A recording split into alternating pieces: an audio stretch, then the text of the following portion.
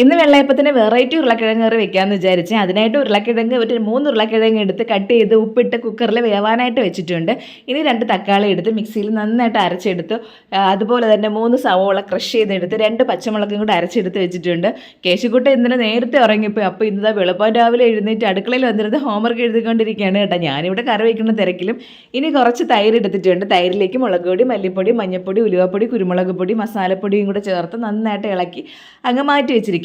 ഇനി നമ്മൾ ക്രഷ് ചെയ്തെടുത്ത് സവോളയല്ലേ, സവോള നന്നായിട്ട് വഴറ്റിയെടുക്കണം. അതിലേക്ക് തക്കാളിയും അരച്ച് വെച്ചിരിക്കുന്ന പച്ചമുളകും കൂടെ ചേർത്ത് നന്നായിട്ട് വഴറ്റി അതിൻ്റെ വെള്ളമൊക്കെ മാറ്റി നല്ലതുപോലെ വഴണ്ട് വരുമ്പോഴേക്ക് നമ്മൾ ആ തൈരിൻ്റെ ആ കൂട്ടില്ലേ, ആ കൂട്ടും കൂടെ ഇതിലേക്ക് ഒഴിച്ചു കൊടുത്തിട്ട് വേണമെങ്കിൽ കുറച്ച് വെള്ളം കൂടെ ഒഴിച്ചു കൊടുത്ത് അതിന് നന്നായിട്ട് തിളപ്പിച്ചെടുക്കാം.